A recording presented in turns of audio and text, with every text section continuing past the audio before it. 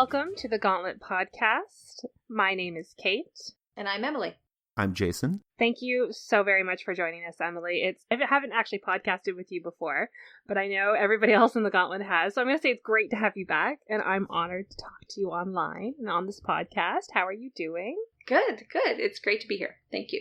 Excellent. For people who aren't familiar with Emily Carabas, which I don't even know how that's possible, Emily has most recently published the Romance Trilogy, which is an amazing set of intimate romantic games. It has been on multiple projects throughout her time as an RPG designer and RPG girl design, and one of my personal heroes, by the way. Oh, yay, thank you. So we always open this part of the show with what's giving you bleed lately, which is like, what's bleeding out of games into your life? I know there was a great moment where I was hanging out with your partner, Epidaya, one time, and he was talking about a student who had mentioned bleed in game, and he was like, my wife coined that term. So I'm excited to do Giving Me Bleed with you. And I've got an update on that. I recently learned through some conversation online that part of the way that the word bleed seemed so good to use for what we were talking about is I think it came to me via theater, because the person that I thought I had maybe heard it from in some context probably was connected with communities that knew that. So I think it comes full circle. So because it was so perfect for the emotional overlap between players and characters in role-playing games. And actors already talk about character bleed is what I've heard that they use it as. And it's usually about when you're stuck in your character and you can't walk away, or you're falling in love with your co-star and they're not falling in love with you, and or it's bad stuff. It's the stuff you want to throw away when you're acting. And I love that it's gotten this totally different life in role-playing game circles via the G-Form folks in Nordic circles who really embraced it because they wanted that overlap. Yeah. And now it's good that it's a useful concept. Yeah, it's great. It's been interesting just because when I first started hearing about bleed, it was a negative thing, and now it's people are like, no, I only play for bleed. But speaking of, Emily, what's giving you bleed?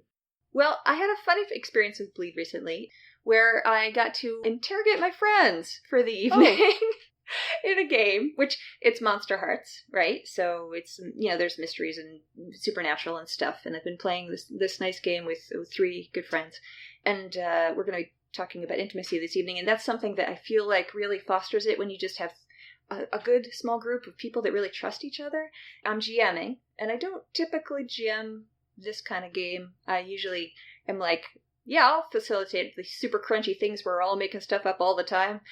And so Monsterhearts has just enough of the GM-liness that I've been at moments feeling off kilter and trying to ease my way into it. And so at the beginning, I set this thing up where there was this person that was going to, investigate the town, and my lovely friends who were playing their supernatural werewolfy people and ghosts and Selkie. We got a Selkie. Oh, so cool. And an Infernal. And they've been sort of okay, when's this going to happen?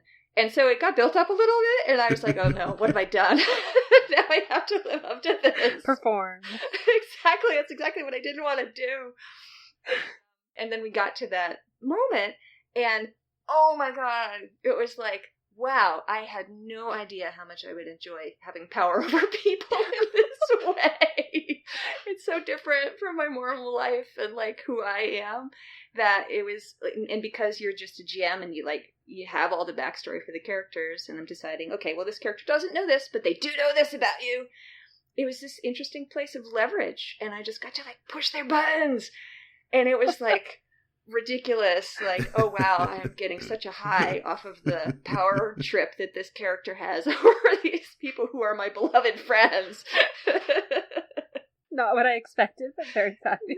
No, not romance, but emotions. Anyway, they happen.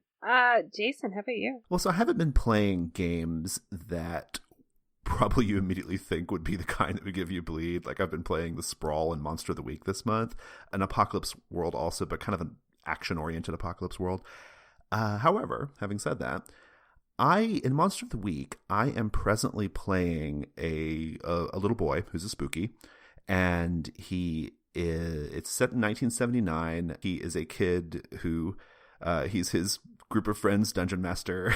Like it's just my life, but like maybe a few years, early. This little boy, he's got these like powers and stuff. There's an initiate character who's trying to teach him how to master them and all that stuff. Kind of standard Monster of the Week stuff, right? Here's the thing. This little boy, my character, has this friend named Charlie. And Charlie, we've established, is a little gay boy who has a crush on my character, right? And I don't know why, but I decided to play my character like in a way to where I'm like really casually cruel to Charlie. Like my character's otherwise nice and like and really like agreeable, but for whatever reason, like with Charlie, he just says things that are mean and like. And I've been trying to figure out like where that's coming from, and I know where it's coming from. When I was growing up, when I was a little boy, I was Charlie, right? Like I was a little boy who like had feelings, like puppy love kind of feelings for my friends that I couldn't express, right? And I had friends who like were basically, whether they knew it or not, they intuited that they had like some kind of power over me, right? And they behaved in a bad way as a result. They were kind of, just mean the way kids are mean. And I've been thinking about it ever since. Like I've just been thinking about that last session. Like, God, why did I go that way? Like, why did I go there? And I think it's been interesting. Like I'm now trying to think like, well, okay, do I try to redeem my character? Like, do I try to like find something like redeemable in this situation with Charlie? I don't know. It's definitely been making me like think a lot about like just my own past and why I chose to go there with that character, I guess. So yeah, it's really fascinating. Like I was kind of playing it for laughs in the middle of playing it, right? It was kind of like a kind of a funny thing or whatever. But then like I got thinking about it afterwards, and I was like, Jesus Christ, like you were like you're doing like this is totally like Charlie is totally you, and you're completely like exercising like this power over him that you let other little kids exercise over you, emotionally when you were a kid. So yeah, I guess that's one of the nice things about games, though, is you can kind of, I don't know, like, it's stuff I haven't thought about in a long time. So it's interesting in that way. Well, and it's neat to see that and then kind of reflect on the culture that you intuitively started behaving within. Yeah, I know. Yeah. Like, I mean, it's true. Yeah. So recently I was playing a game called Lost in the Rain, which is a little French RPG where you play children who are lost in the rain, and these creatures called sirens find you and kill you. Yeah. Oh, no. And I ran it for a bunch of strangers because that's my favorite way to run upsetting games. And I played a little girl named Lavender, and part of your character sheet is what you're deathly afraid of. And when I was a child, I had night terrors about wolves. For no reason. We didn't have wolves where I grew up. We had coyotes, but not wolves. And I was like, oh, whatever, I'm over it. Wolves don't scare me. And like, I go to the zoo, the wolves don't scare me. Big dogs don't scare me. But in the game, of course, everyone's latching on to each other's fears, and they're like, it's just unrelenting wolves. Like wolves on rooftops chewing through the roof to get in, and wolves chewing, like knocking themselves into a bloody, gory mess to get through a door at me. Like it was just so graphic and awful. And still now, when I talk about it, I have this like crippling anxiety in my chest where I'm like, oh, I felt so horrible during that, to the point where my character jumped out the window on like the 4th floor to get away. That was her. She died. You all die. Right, and that was her moment where she was like, I can't win this. And she just jumped out of the house to get away from that fear that you just can't overcome. And it's been like a day and a half, and I'm still like, oh man, I can't handle that, like that fear of an animal that won't stop coming at you. And I thought I was over wolves, but it was an interesting thing to like confront in game and realize how scared I was. Like I was physically uncomfortable. Yeah. Wow. Yeah. Also, that's an intense game. Well, thank you very much for sharing those awesome bleeds, and thank you for being vulnerable. Also, that was pretty intense. Our subject today is talking about intimacy in role-playing games and what that is, because a lot of people have very interesting ideas on what intimacy is and how it relates into sex and love. But mostly I want to talk about intimacy because I feel like we talk about sex, we talk about death, we talk about the biggies, but we don't talk about those quiet moments of vulnerability. So, Emily, you have so many thoughts on intimacy, and I'm so excited to hear them all. Just start at the top. Yeah, just lay it out way for down. us. Well, all right. The first thing that I thought of was when I was in the process of writing Breaking the Ice. That is a game that's a lot about vulnerability. And it's meant to be a light game. You know, it sort of has this romantic comedy kind of structure to it. But just the idea of playing two characters who are potentially falling in love and they're going on their first 3 dates, that's a lot. Especially in the context when I was writing, when, you know, there were little games that I was inspired by that I had seen that were along those lines, but most people were like, yes, let's kill things. Woo! It's true. Nobody would play it with me when it first came out. Totally. And, you know, things have changed. Yeah. And people are much more open to romance and many different things than they used to be. It's great. But I wrote it as a 2-player game for a reason, because it allowed you to have some space. There was no third party as an audience. It was just you together, 2 people, which can be kind of intense, actually, doing that kind of an intimate story together. And it definitely is a place where people can, you know, if they're attracted to one another, there might be some flirtation that happens. And then part of what I wanted to include in it was like so that you would both yourselves as players have a little bit of vulnerability that you're sort of sharing and holding hands through, you know, metaphorically speaking, is the switch in the game where each of you figure out some way that you're different, and then you play a character who's like the other player. And it actually it ends up making it live up to its name. I didn't even mean that, but so I had this wonderful, lovely experience of running this game at conventions for lots of people. And, you know, a lot of the people coming up were white guys, you know, like in their 20s or whatever. And so they'd have to like dig deep to find some way that they were different. You know, like, oh, okay, I'm a computer programmer. Oh yeah, I'm a computer programmer too. And, you know, so like, where are you from? Like, what was your childhood like? And so it allowed there to be this moment of, oh, okay, we're human beings here. How do we differ? And then, okay, I'm going to play somebody like you. And so having that space to fumble around in the dark together and not worry that there's somebody else who's going to laugh at you, because you're both in the position of being off balance and you can both exchange that. So that was definitely a design constraint that seemed to work well. And but then, of course, you can play the game with a lot of people. And I think when you play with a lot of people, you focus more on the humor of it, you know, and it probably is a little bit more distancing. And that's fine. You know, you don't have to have that same deepness. But there are plenty of games that have more people that are pretty intimate, like Under My Skin. Holy cow. That game. And I won't talk about just my games the whole night, but that one, holy cow. Like, there's the 3 games in the Romance Trilogy, and then a million others now, of course. But in the 3 main ones, Breaking the Ice is sort of like, oh wow, that's intimate, yeah. And then there's the love triangle that's competitive of Shooting the Moon, where it's like, oh okay, yeah, sure, I can do this romance stuff, whatever. And then the sucker punch of Under My Skin, where you're playing people who are like maybe leaving their relationships and cheating on their spouse or exploring different relationships. So it's like 1, 2, 3, and that one, every time I run that game, I just feel absolutely honored and privileged to be present with people going into that space and exploring those stories.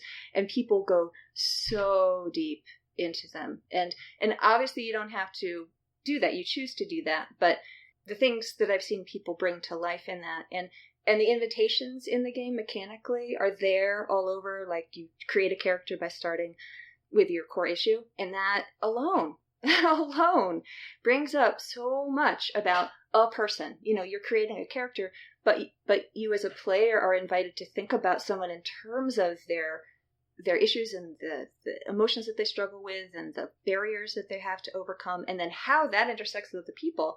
So it just creates this field of emotion that is, once you create it, it's not mechanically reinforced in any way, but it's this tremendous strong attractor that brings people back. Sometimes when we do the main tags, we put the character's name and then their core issue under it. So it's like, oh yeah. And one of the early games I played, we had this wonderful character whose name was Peter, and he wrote Anger under there. Oh. So for the rest of the weekend, we're like, oh hey, Peter Anger, you were so great in that game. You were so angry. And I ran that game once where it was 6 or 7 players, and we had 2 couples who were playing, and it was really interesting to talk with them beforehand and say, okay, so how are we going to do this? You guys are in pairs right now, and we're playing a game about breaking up and pushing on the like weak spots of relationships, and so I think one couple, they ended up having their characters be part of a romance, and one didn't.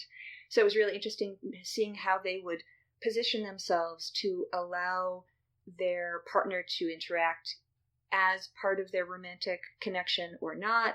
And there was a lot of witnessing going on about people being able to express parts of their journey and emotional journey, which obviously involved some parts of each relationship, and have some distance, so you could see what this person's experiencing or what they might be embodying out of some other part of their life or someone else. So it was just this tremendously intimate space.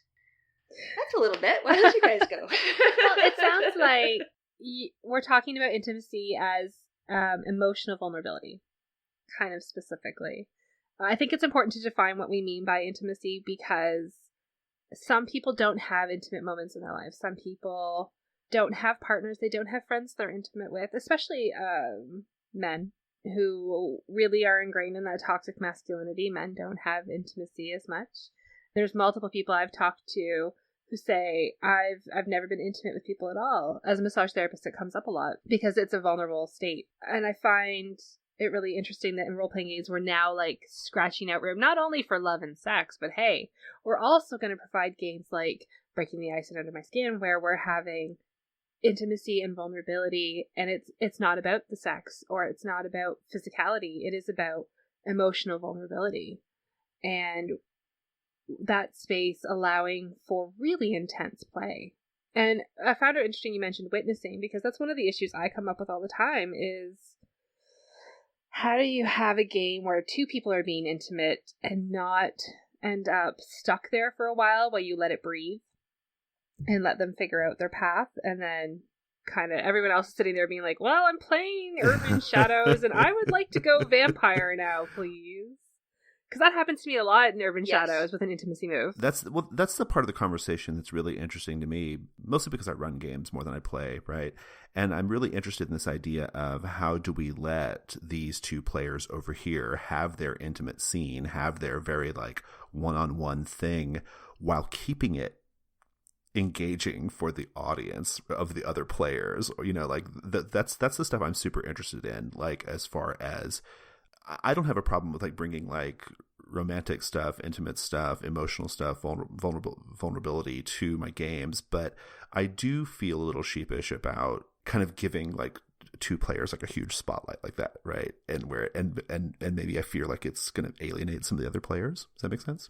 Yeah, absolutely. It's always an issue how you're going to make everyone feel fulfilled and satisfied and also engaged. And some emotional encounters can just take up so much room that it can drain the life out of what everybody else is doing. And I think that's probably one of the design constraint concerns that you might have when you're having romance in a game is, it's like watching a television show where it starts out where there's they might be a couple. And then after half a season, you're like, oh, wait a minute. Did this show used to have a plot? Right, yeah. Suddenly about these two people. Yeah, exactly. And we don't want that to happen at the table. We want to be able to make sure that everybody's got their emotional hits. Or if that's not part of it, for somebody, that's fine. But they're getting whatever they want to come out of it. So that's really challenging. I have a thing I do. I'm all about like player buy-in, like even like with any kind of scene, like I always want the players at the table to really buy into whatever is going on. And I find that like one of the best ways of getting player buy-in is to have them contribute to the scene, even if they're not in it. Right. Yeah. And so my favorite technique is to say, like, to take a little break from the principles in the scene and say, describe what this looks like. Or, the camera's panning around the room. What do you see over here? What do you see over there? That's an easy thing to do that I find helps like keep everybody kind of engaged in what's going on, like when the spotlight is so tightly focused on like one group of people. Yeah, the other thing I've been doing is, and it's not intentional, I find it's just what organically tends to happen at the table, is the two people who are having their scene, everyone's paying attention for the first 5 minutes. And then everyone kind of starts having side conversations, but quietly, because they want these two people to be able to talk. And finally, the two people who are talking and having an intimate moment are quieter and kind of off to the side, and everyone else is now off doing something, which it works at the time because everyone's getting what they want. But I find as an MC, I'm not hearing everything, and I really want to witness that moment and know how to screw with it later. Yeah. Yes. Right? Or bring that out, or see what vulnerabilities they're revealing, because intimacy reveals so much about each other. Yeah. And I'm like, I want to know what those things are, but I really want these other players to also feel like they're doing cool things. That's what's been happening, and it's not my favorite solution, but it is the one that seems to keep everybody but me happy. Kate, are you talking about the instance where you've got like the two people having the intimate scene are kind of like continuing the scene without everybody? Yeah. Oh, that's very interesting. Like they're just off in the corner doing their thing. I was in an 11-person game that lasted several years. Wow. So me and one of my friends ended up having this long love affair that ended up happening like while other people were doing the plot. And it was great. Yeah, they had a baby eventually. I mean...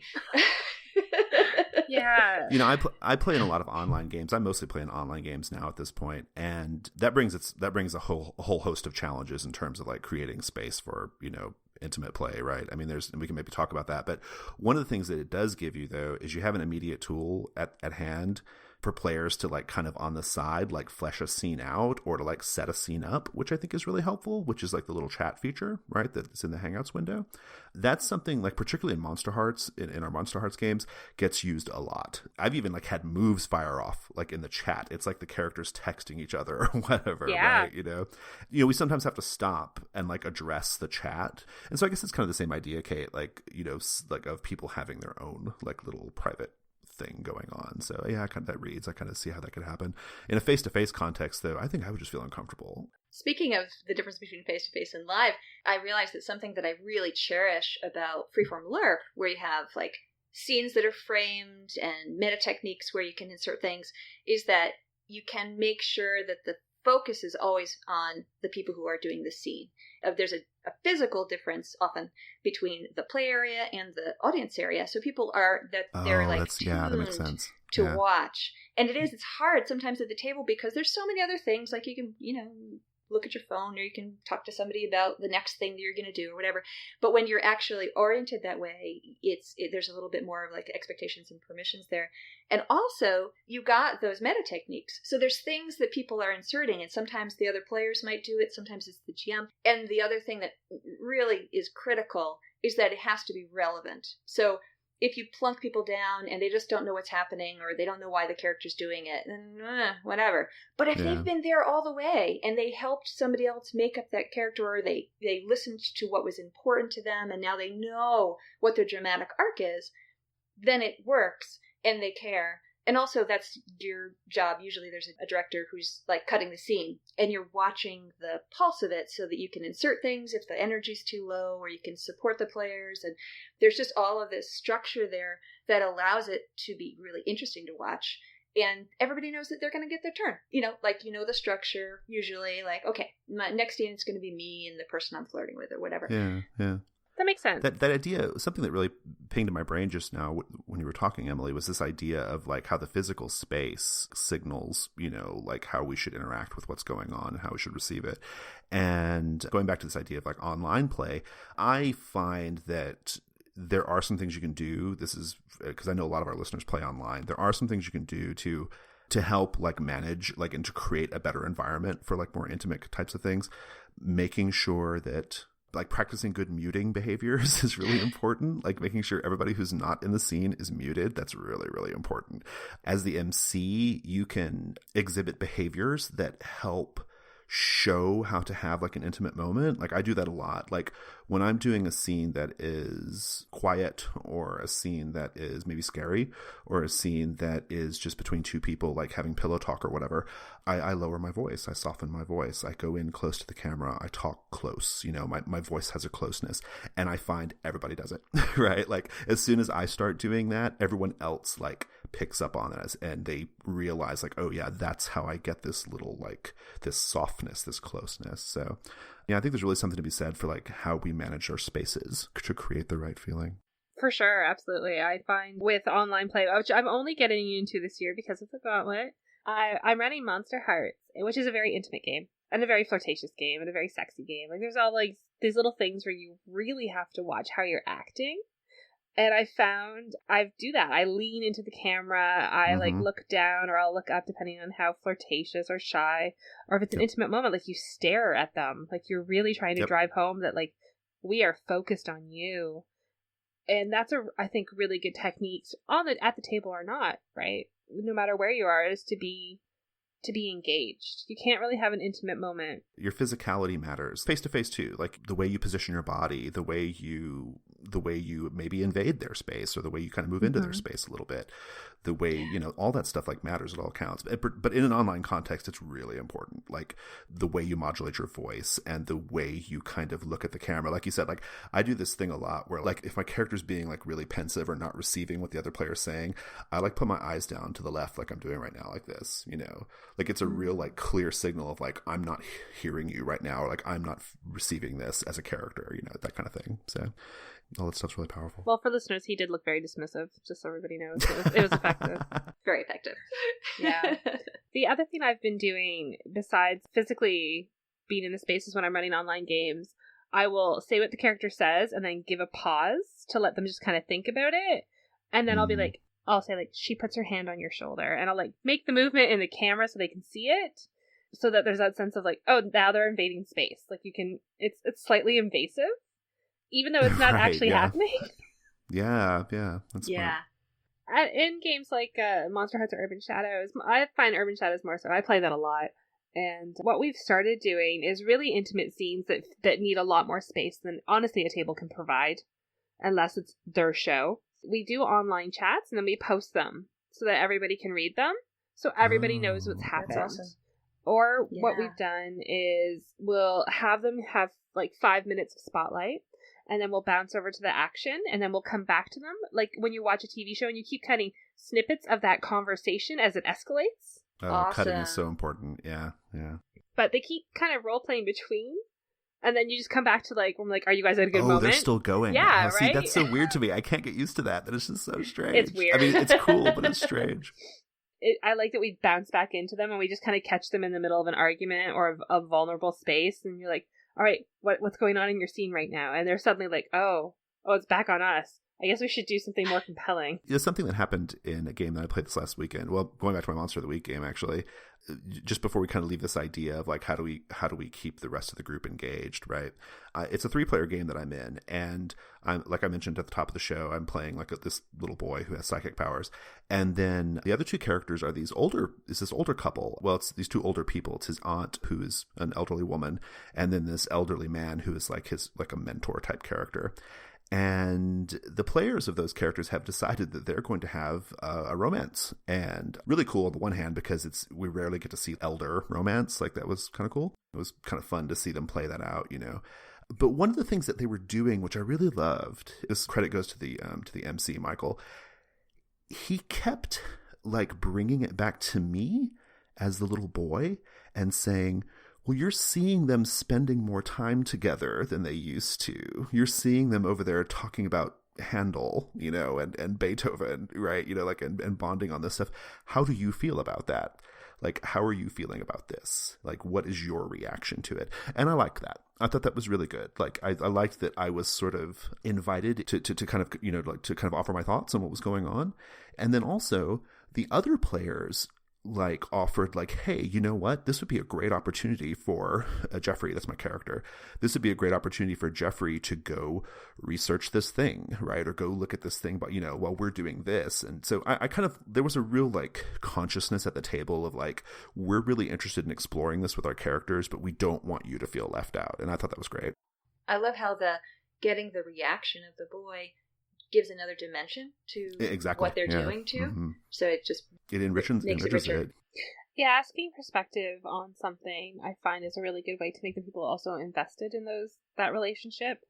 I had a werewolf who was in love with a hunter, and she got pregnant, the hunter, and she ended up revealing that in front of all of the other characters, and they had this intimate moment where he found out about it, right? And he was staring at her, and she was like, well, you've been gone for 3 months. I couldn't tell you.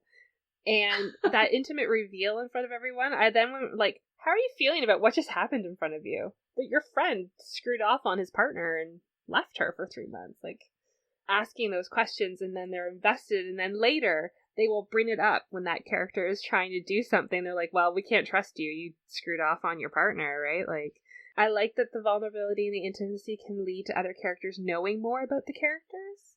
And I think that's really key for me. I want people to show vulnerability and actually engage with those vulnerabilities, as opposed to just like, it's an off moment, they're having a love thing, we're just going to ignore it until they're back in our world, right? I want it to mean a thing. Well, so I'm interested, like, I don't know if we're ready to segue the conversation or not, Kate, but I'm really curious, like, what counts as intimacy, right? Probably what we should have opened with.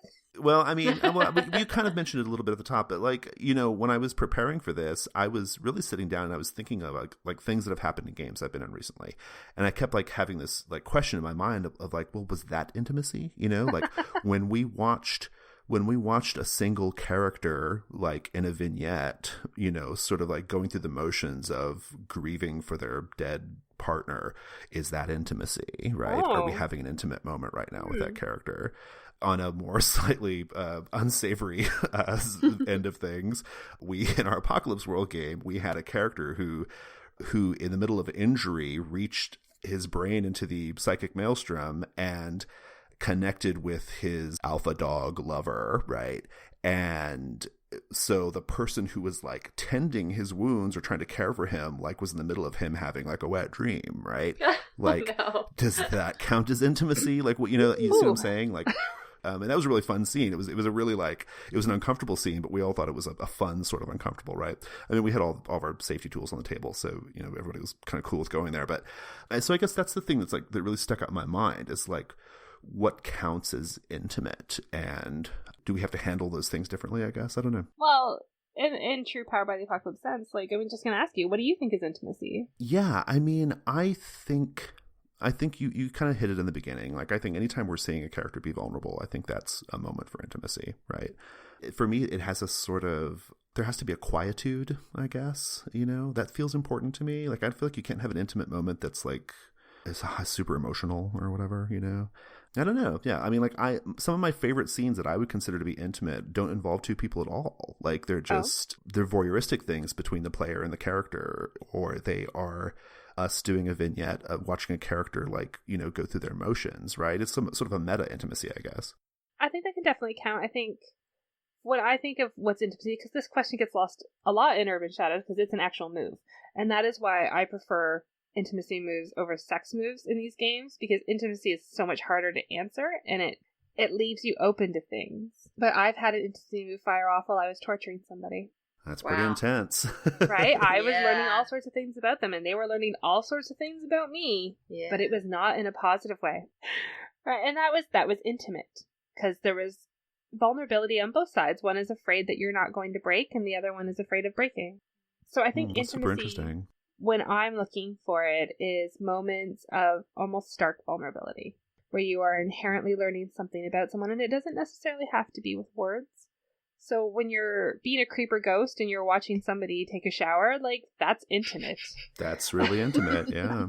So I think that's why you say your vignettes feel intimate, because you're watching somebody who's not aware of you, even though they're a character, and there's a weird meta level to that, right? Yeah. But to me, intimacy is open vulnerability, even if the person's not deliberately being open about it. What about you, Emily? What's intimacy to you? Well, I think there are a lot of things that are in intimacy and that are intimate moments. I like that Kate took it from being just about love and sex to many other parts of our emotions, and grief and tenderness and friendship all have places of intimacy within them. And I think a lot of it comes back to vulnerability. But also I think some of the interesting things to me about the concept of intimacy are the player-character divide and connection. Because there can be moments of great player intimacy that are, you know, you're riding on this level of, okay, these characters are having this experience. What is it that makes it intimate for us as players? Yeah. What makes it not intimate? You know, it could be the same interaction, and it's opening something out about us, or not, depending on how we're interacting, how we've created this interaction that we're having together at the table. and also what our emotions are that are coming up around it. I think that's a great point because it doesn't have to be two ways. I mean, I'm reminded of, if you'll recall our conversation last month, Kate, where I talked about that mouse guard scene where all the characters were sitting around the campfire, and they were just doing sort of like campfire storytelling, mending cloaks things or whatever, in fiction. But the players were really getting into this idea of like sharing and helping one another to the point where like the narrative responsibilities felt very shared, and it felt very, oh yeah, I love what you're doing there. Can I add this thing to it? It kind of had this like feeling of like we're all like kind of connecting right now because of what these characters are doing. I think that sort of meta thing is super powerful, right? I mean, I think it's tricky to achieve, but I think if you can, I think it's pretty cool. Yeah, I think some games support it, and others you just kind of stumble into it. Right, like, yeah. The moment around the campfire, yeah, that could either be a toss-off and, okay, we're done with that now, let's fight an owl. Or, holy cow, our characters have been through so much together, and we've gotten to ride that, and now here we are, just so enjoying each other's company that it brings us closer together. Yeah.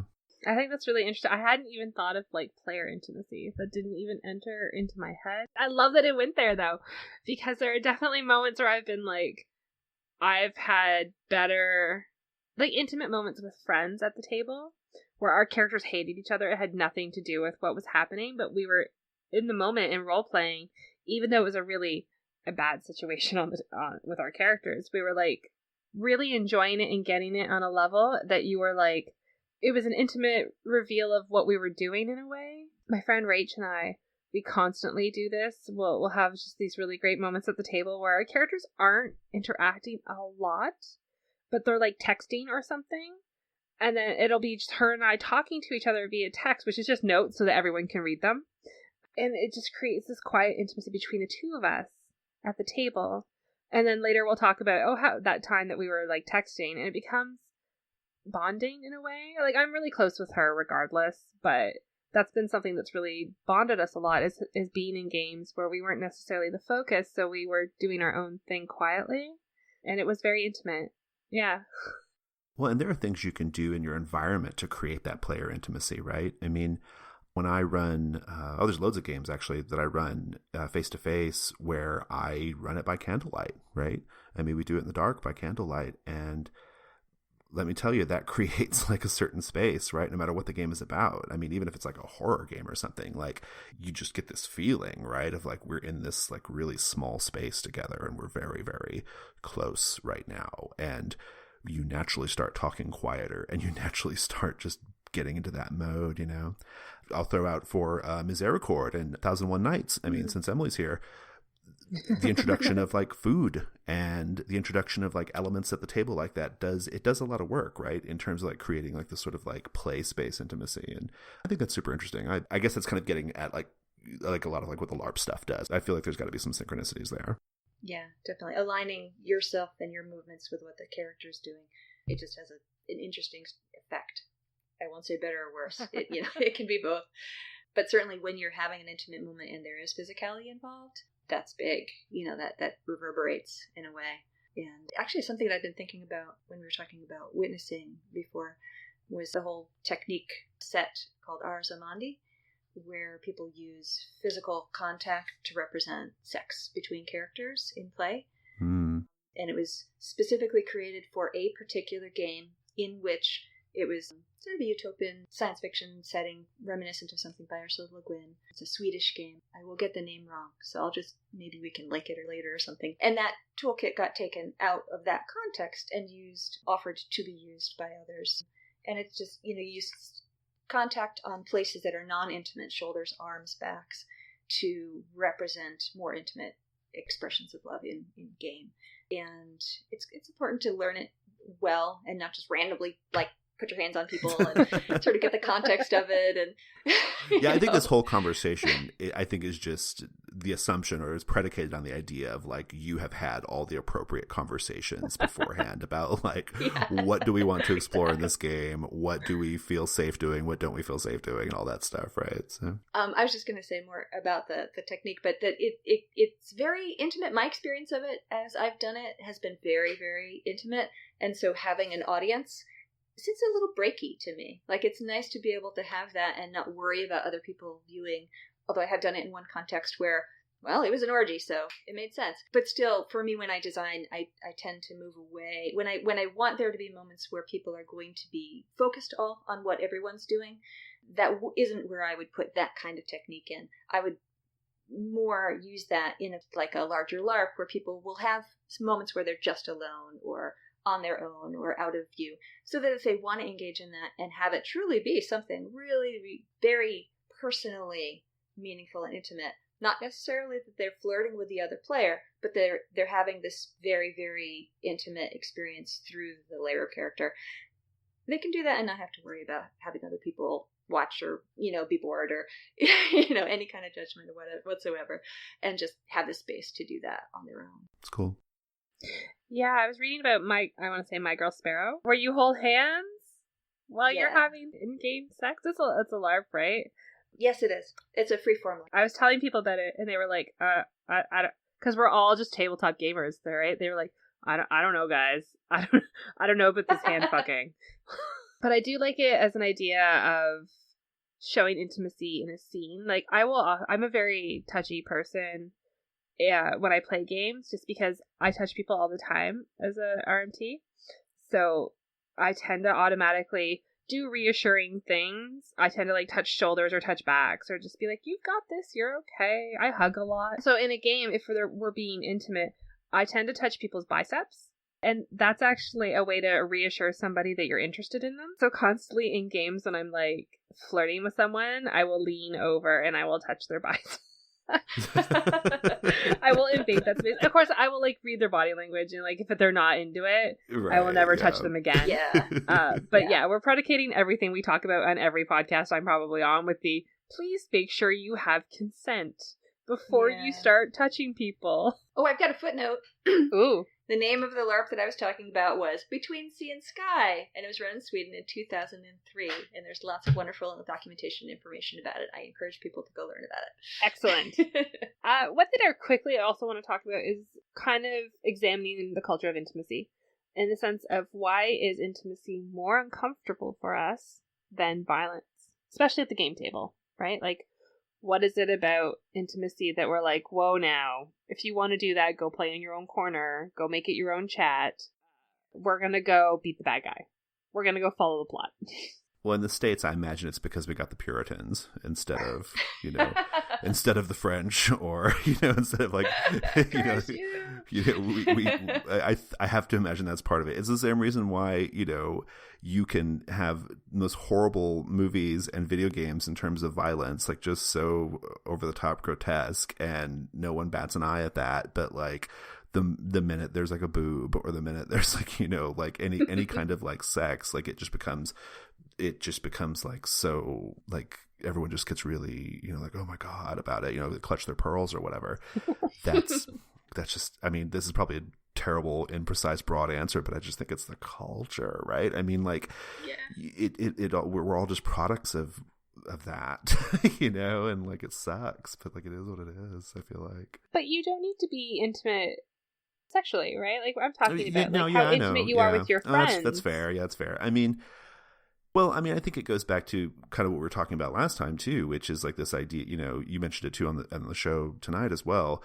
There's one half of the population that, goes the better part of their adult lives without making friends, like, I mean, it's just, intimacy is viewed as feminine, right, in a lot of ways. And I think that, whether fairly or not, I just think that we live in a really deeply ingrained sexist culture that kind of like makes those things like undesirable or squicky or whatever. It's bullshit, but I think I just know that's what it is, right? Did you just blame the patriarchy? I think I did just blame the patriarchy on it. Yeah. I've gone how many episodes of the Gauntlet without bringing up the patriarch? I'm so impressed it wasn't me. No, I mean, but I do think that has a lot to do with it, right? I mean, I do think that as a culture, we tend to overvalue or value more things that are like, masculine, that are overloaded, that are, testosterone fueled. Like, I just think that's just sort of what we culturally put on a pedestal, and it's shitty, but I just, I think that's what it is. I was thinking the other day about how not part of our normal repertoire it is to see men holding hands to reassure one another. There's a show that I really love that I'm addicted to right now. It's called Timeless. And there's 3 characters who are the main characters, and they go through a lot, and they give a lot of hugs. It's very huggy. I love it. And it's 2 men and a woman. And they're all, like, there for one another. And there's a certain scene where the woman comforts the other man who's not the one that, we all want to get together with her. And it's perfectly platonic, and it's lovely, and she's holding his hand, and it's a great scene. It's just nice. And I was thinking, I would love to have the men hold each other's hands. And they've definitely reassured one another and comforted one another, but you just wouldn't see that. It just wouldn't be an easy thing to do, or maybe it would. It'd be lovely. But it struck me that simple thing is something there's like a wall there. And those 2 characters aren't romantically interested in one another. It's not about that.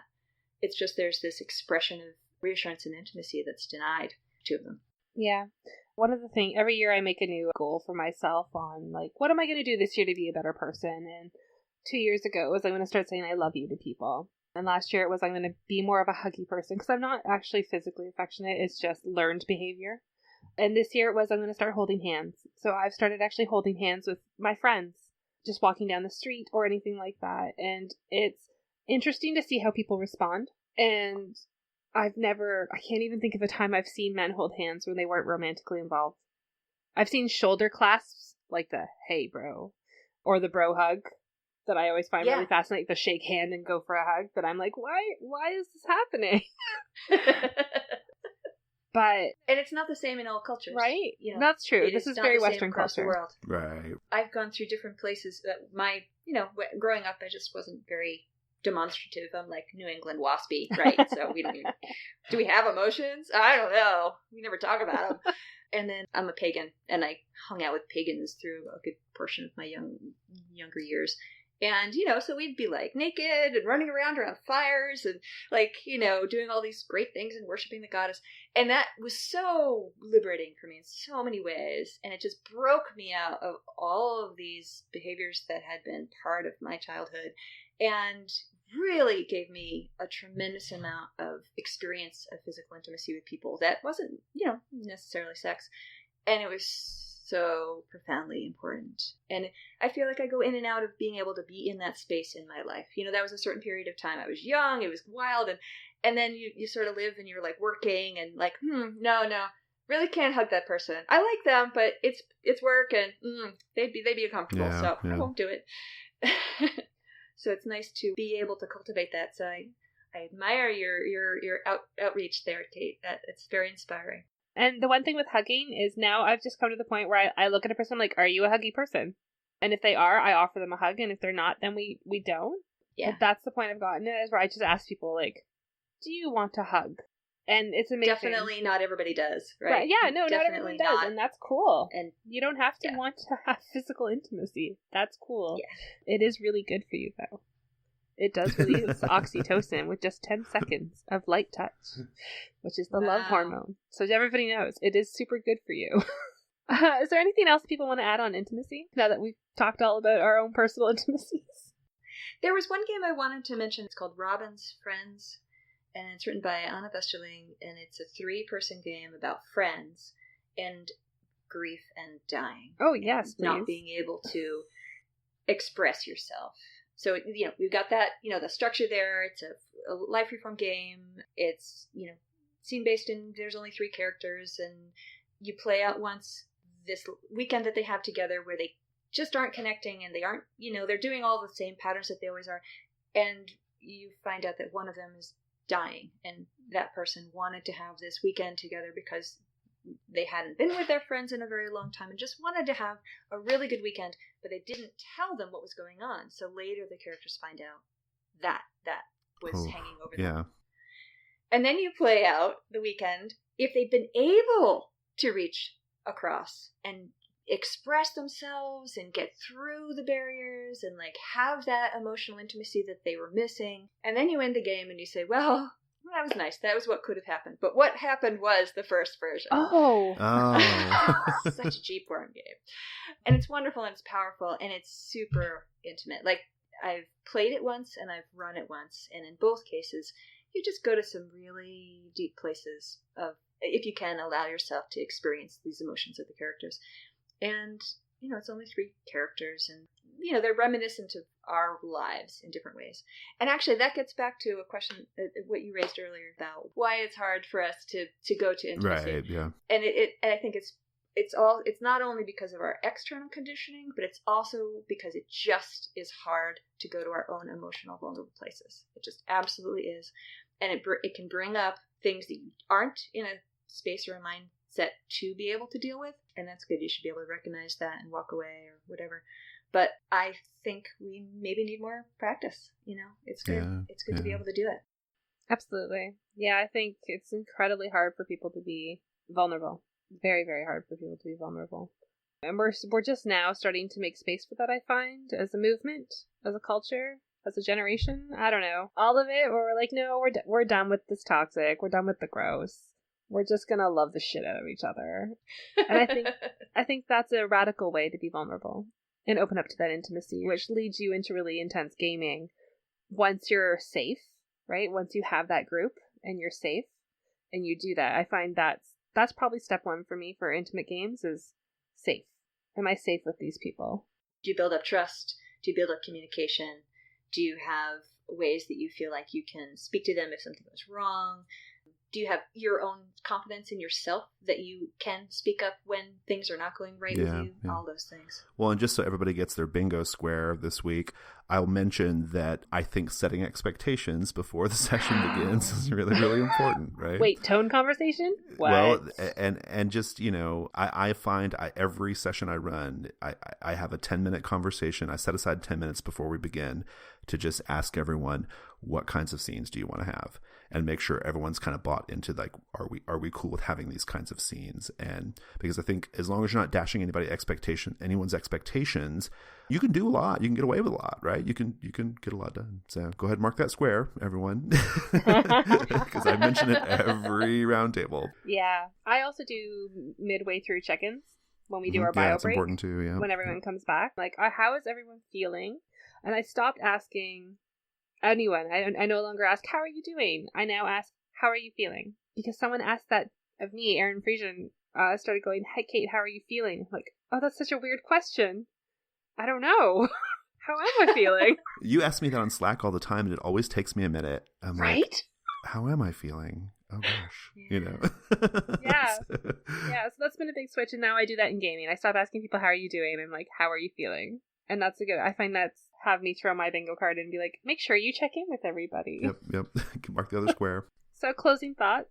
I'm particularly, just as a sort of personal conclusion here, I'm really particularly interested in this idea of how we utilize the space to facilitate intimacy. I think it's super interesting. I'd like to try more LARPs, in fact, I think, just to kind of see how that goes. I have been fascinated by talking about intimacy on online gaming. So it's an exchange, yes, right? And it is neat how many things that are physicality translate into visual image. And also, it's so wonderful thinking about using all of the technology and the multiple channels of communication to create that. That 11-person game, we did that where we would like chat and then come back in. And I'm in a game right now where we, every so often, we just break into, what are the fans saying about this scene? And then we get to have meta conversation about what we just saw. Nice. Like everyone goes wild. And I think that the many layers create so many different textures. And it's neat seeing intimacy be one of them. I'm definitely pro intimacy. I'm pro anything that's like pushing the limits though. So, you know. But intimacy is one of my favorite topics because I tend to be an intimate person. But I'm usually the first person who's like, how are you feeling? How can I help you? How can I support you? You're amazing. I love you. You're worthwhile. And naturally, I just pull into that character in a game, and I love exploring those moments, and I love being vulnerable. So I'm excited to see future games with intimacy, like Alex Roberts' Tension, where she builds sexual tension with Jenga, where it's a 2-player game. Like, that's cool. I want to play that. So I think we should move on to Giving Me Life. This episode of the Gauntlet Podcast is sponsored by our friends at Nocturnal Media. Now, for the month of April 2017, Nocturnal Media has a brand new Kickstarter up, and I'm super excited about it. In fact, I twisted Jason's arm so that I could come on and talk about it. It is Talislanta, the Savage Land. Now, for an old gamer like me, you might think of Talislanta from old Dungeon Magazine articles, which proudly proclaimed no elves.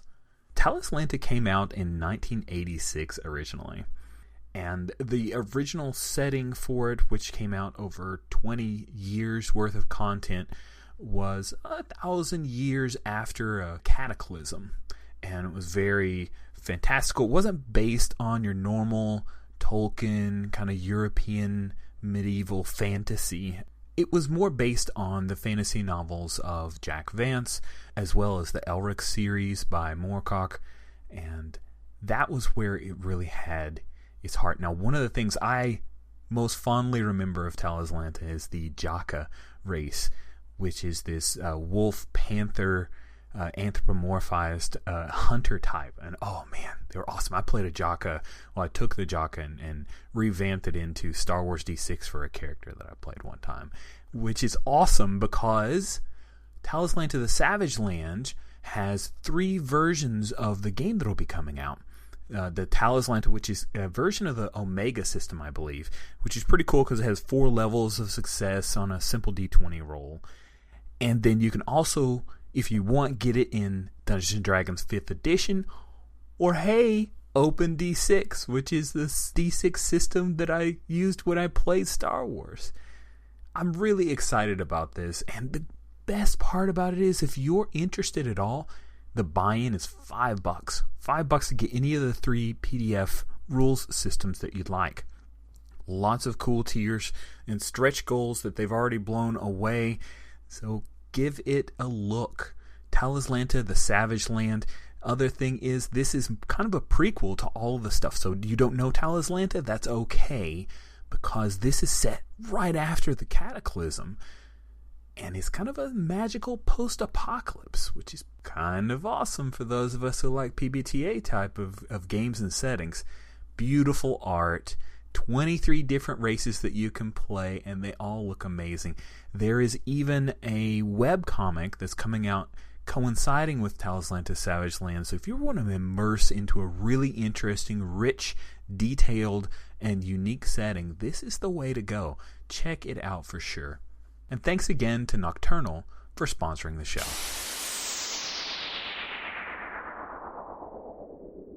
Something that's been giving me life lately has been working with some friends to support each other in different avenues of life. And one of them, we set out and we're doing it, and we meet up every week and we actually talk about things that are challenging us. And it's been amazing. And it's so great to be able to have a friend to do that with. And then I met up with another friend this weekend and we just spontaneously did something. And I think it definitely gets back to the intimacy that we're talking about. It's just being able to be there with a friend and acknowledge what you're feeling. And I like that it's offline. It's just play face to face and in person, and we can just be how we're feeling and then feel supported and move forward. So that's been really great. Jason, what's been giving you life?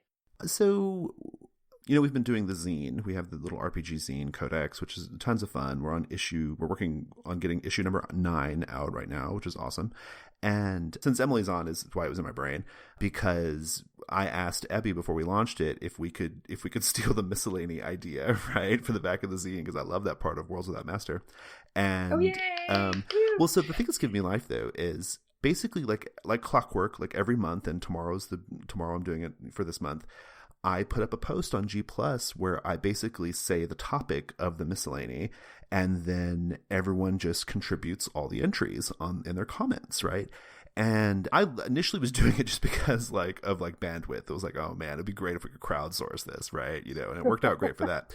But it's actually become this whole thing where I have people tell me like, this is like my favorite thing about the Gauntlet, you know, which is like, okay, we spend hours and hours doing podcasts, but okay, I'm glad you love this thing, right? Like, you know, it's like, but people are like, I love this. Like, I look forward to it when you put that post up, because I just feel so creative, and it lets me, I feel like I'm contributing. I feel like I get to be creative for a minute, and I just really love it. And I know that like when the zine finally comes out, like people go and check to see if their entry made it on the final, you know, cut or whatever. And so I don't know, it's just become like a really fun part of my month. I like really look forward to it. So yeah, that's given me life. Cool. For people who haven't been listening to me, well, actually more watching me disappear for the past 3 weeks, I've been very sick with a horrible superbug cold. I don't even know what it is anymore, but it's day 24 and I'm still sick, and whatever. But the thing that's been giving me life is, while I've been organizing Breakout and getting very sick, I decided to open up my own space as a massage therapist and leave behind working for other people. And nice, congratulations. Yeah, it's exciting. Congrats. I've been working in my own space now for 2 weeks, but I couldn't my first day because I got pink eye from having a cold in your eyeball, because that's a thing. And I worked like my first real full day on Sunday. And all my clients who have been following me from another location, like almost all of them brought me a space warming gift. Like I got a flower, and I got a little like vinyl pop figure of Sailor Moon because they know I'm a nerd. And another one, what did she bring me? Tea, I believe. Like, it was just such a moment where I was like, oh, I'm loved by people who only see me like an hour a month. And that's awesome. Yeah, it was really touching. It was really, really touching, and it made me really happy. Yeah, that's definitely giving me life, is seeing the amount of people who are like, I love you, I want to be your client. Yay. Well, Emily, thank you so very much for coming on the show and talking about this wonderful subject with It's been us. super fun. Thank you. It was a real pleasure. Thank you so much, listeners, for joining us for another roundtable episode of the Gauntlet Podcast. We hope you have fabulous, intimate moments in your future and a wonderful day.